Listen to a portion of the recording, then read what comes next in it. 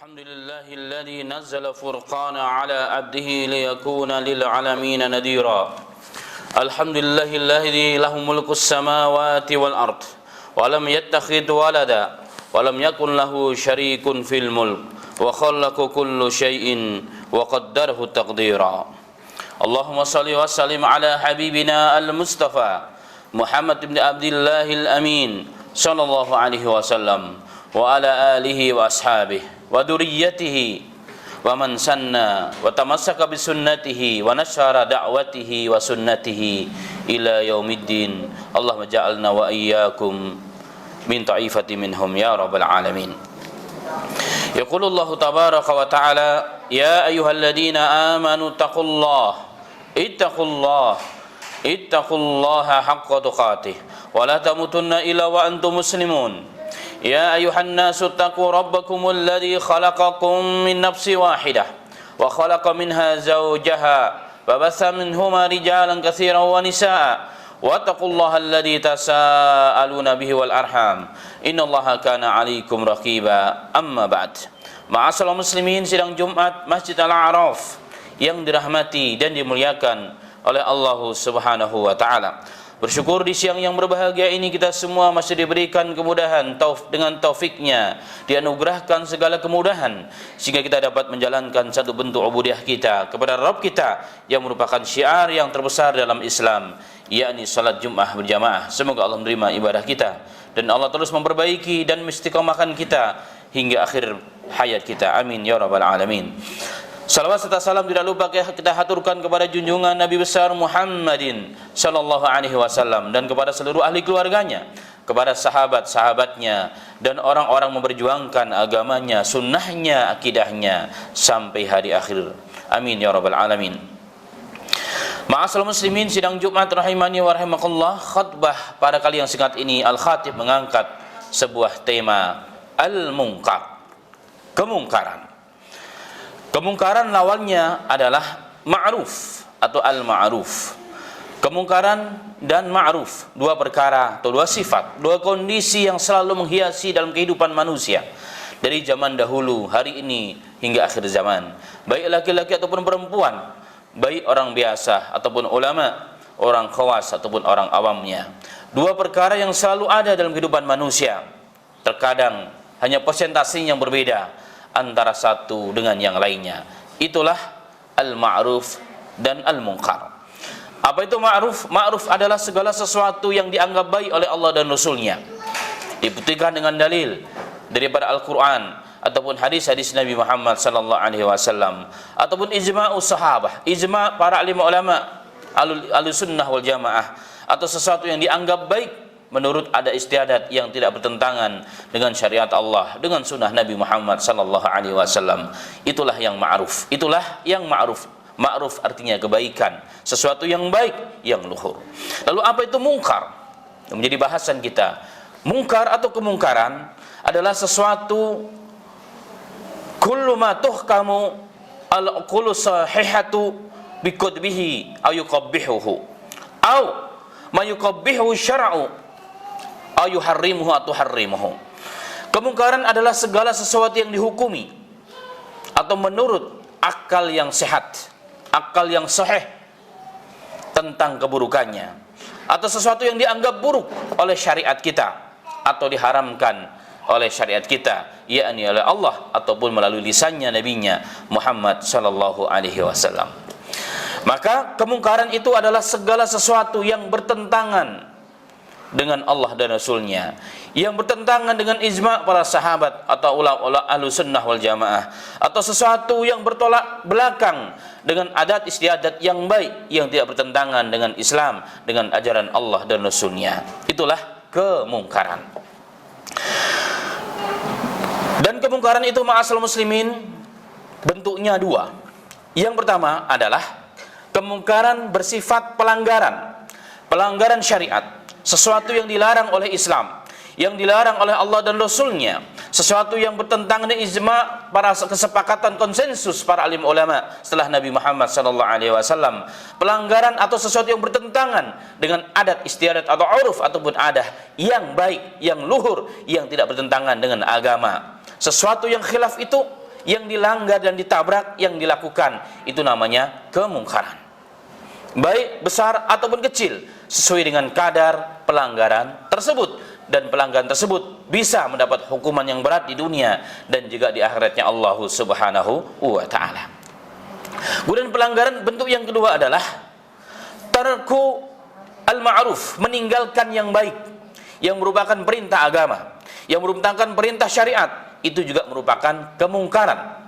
Jadi meninggalkan, melakukan sesuatu yang dilarang, atau meninggalkan sesuatu yang diperintahkan oleh agama, oleh Islam, oleh adat istiadat yang baik. Seperti salat adalah perkara yang baik, maka meninggalkan salat tanpa ada uzur syar'i adalah suatu perbuatan yang mungkar di sisi Allah Subhanahu wa ta'ala.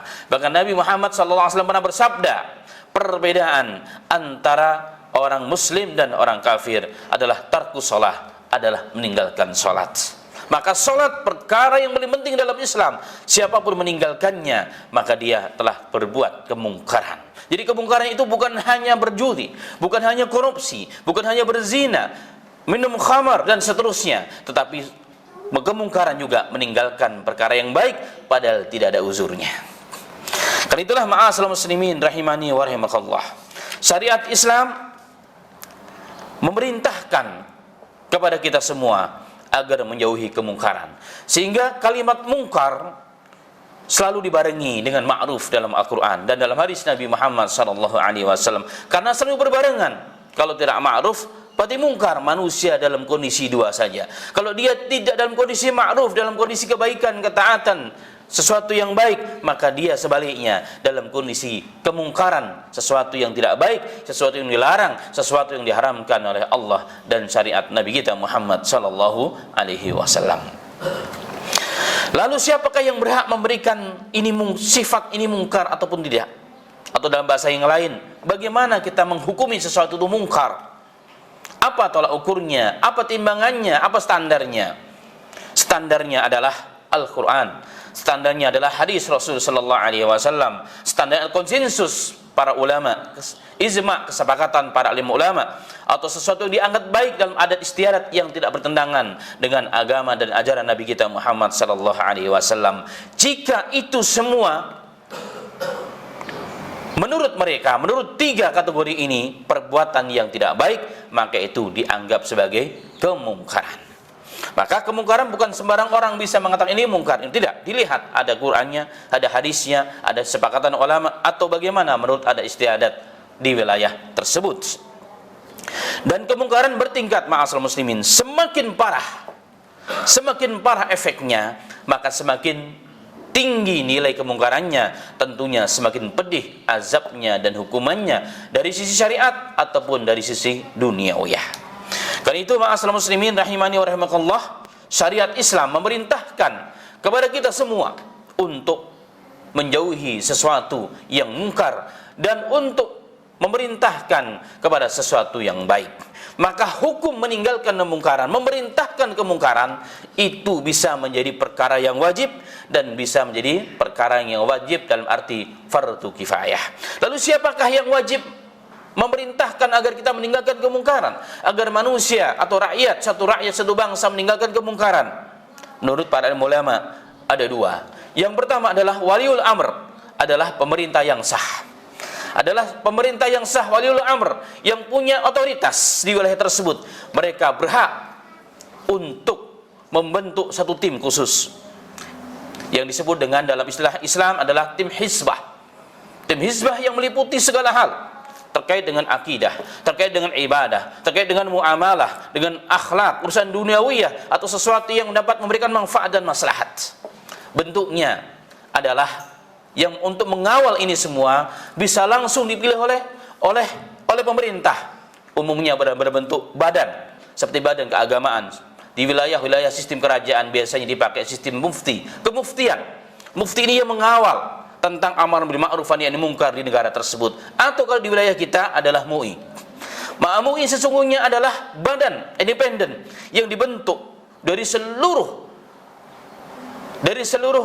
ormas-ormas atau dari seluruh lapisan masyarakat umat Islam di Indonesia yang terpilih untuk mengawal agar di negara ini ada tim khusus al-amru bil ma'ruf wa nahi anil munkar, sehingga mereka mengawal berjalannya bangsa dan negara kita agar berjalan sesuai dengan agama Allah Subhanahu wa taala.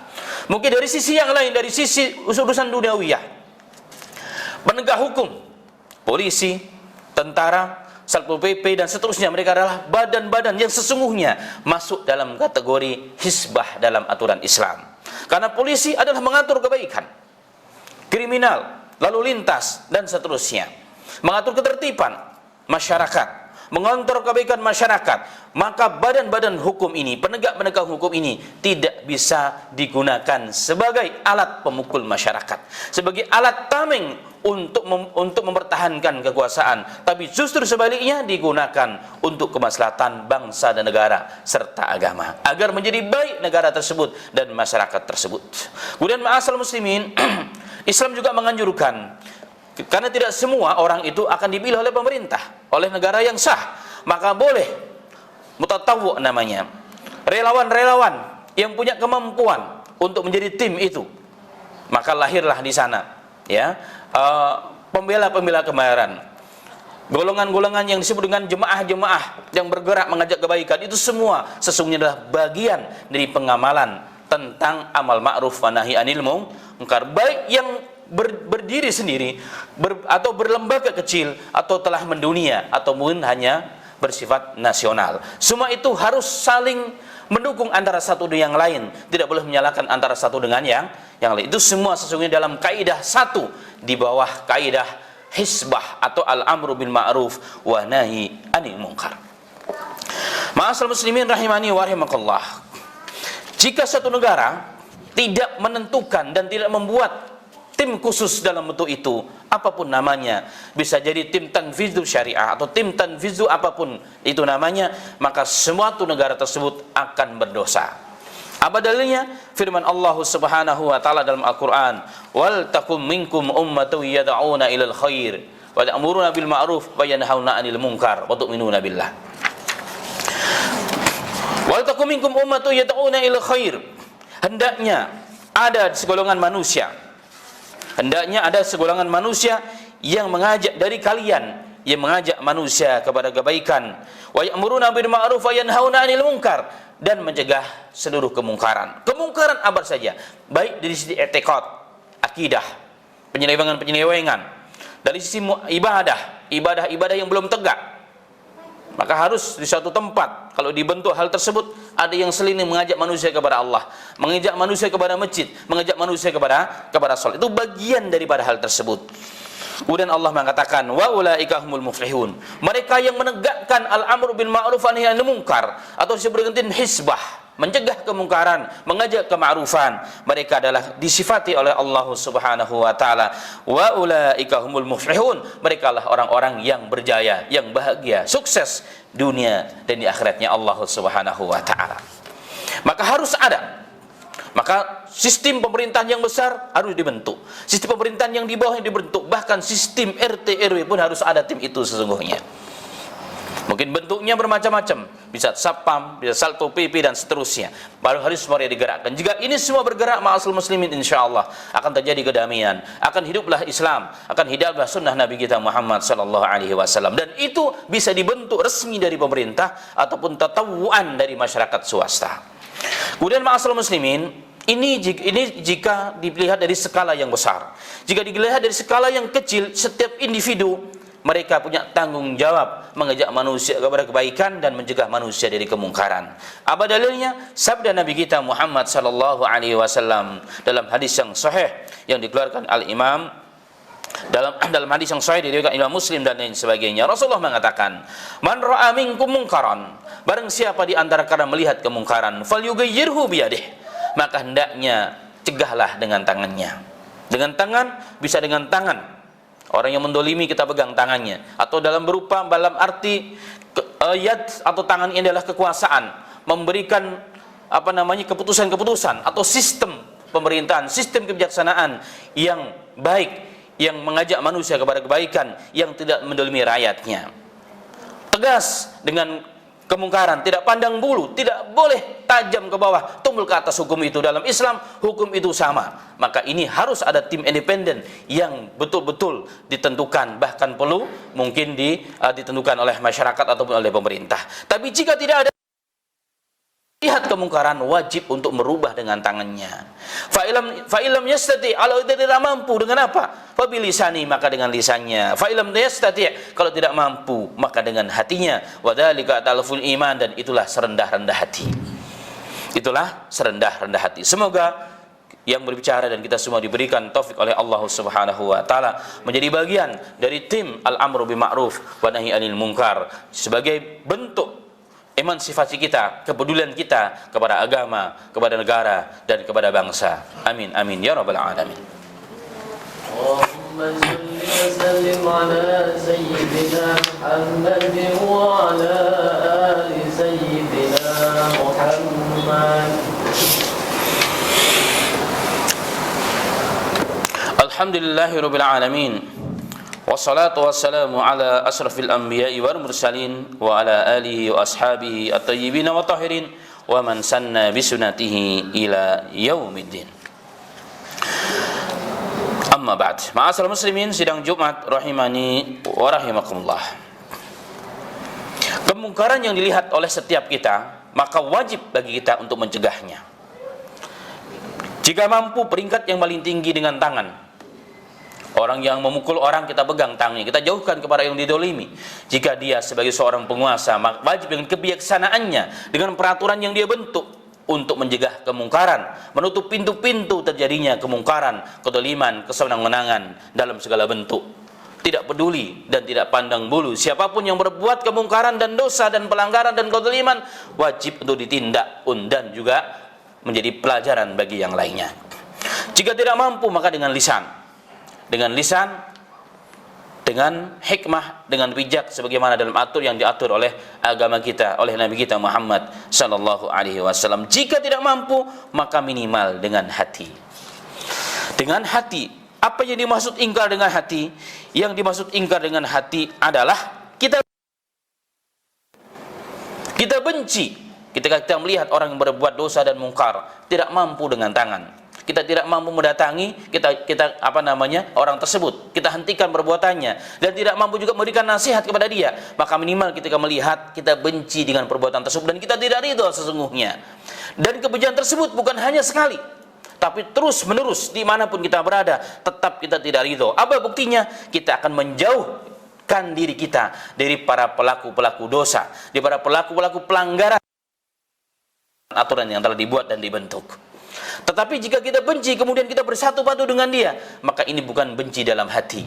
Maka dia telah disatukan oleh Allah Subhanahu wa taala hatinya, sehingga yang tadinya benci kemudian berubah menjadi biasa, dari biasa menjadi kebiasaan menjadi kecintaan. Maka kita termasuk orang-orang yang ridho dengan perbuatan yang tidak baik. Maka orang yang melihat kemaksiatan dan dia diam, tidak mencegah, dengan tiga tingkatan tersebut, dikatakan oleh ulama, Al-Imam Ibnu Daqiq rahimahullahu taala mengatakan, orang yang melihat kemungkaran dan dia setan akhras, setan yang bisu. Setan dan bisu dia. Setan mengajak kepada keburukan, tapi dia bisu. Itulah orang-orang yang diam dengan kemungkaran. Dengan tangan tidak mampu, dengan lisan tidak mampu, dengan hati pun membenci pun tidak mampu. Semoga saya dan kita semuanya diberikan oleh Allah taufik untuk selalu membenci kemungkaran dimanapun berada, dan kita jadikan bahwa kemungkaran adalah mungkar, yang baik itu adalah baik. Wafaqna wa iyyakum demikian, semoga bermanfaat. Amin ya rabbal alamin. Allahumma shalli ala Muhammad wa ala ali Muhammad kama shallaita ala ali Ibrahim wa ala ali Ibrahim innaka Hamidum Majid. Allahumma barik ala Muhammad wa ala ali Muhammad kama barakta ala ali Ibrahim wa ala ali Ibrahim innaka Hamidum Majid. Allahumma ighfir للمؤمنين والمؤمنات والمسلمين والمسلمات الأحياء منهم والأموات يا رب العالمين. اللهم أرنا الحق حقا وارزقنا اتباعه وأرنا الباطل باطلا وارزقنا اجتنابه. اللهم اكفنا بحلالك من حرامك وأغننا بفضلك عمن سواك. Allahumma ya qadiyal hajat, Allahumma ya jabbar, ya aziz, ya rabbal alamin. Allahumma alaika ala man zalamana, Allahumma alaika ala man adana wa hasadana ya rabbal alamin. Allahumma rabbana la tuzigh qulubana ba'da id hadaitana wa hab lana min ladunka rahmah innaka antal wahhab. Allahumma rabbana atina fid dunya hasanah wa fil akhirati hasanah wa qina adzabannar. Walhamdulillahi rabbil alamin wa aqimus salat.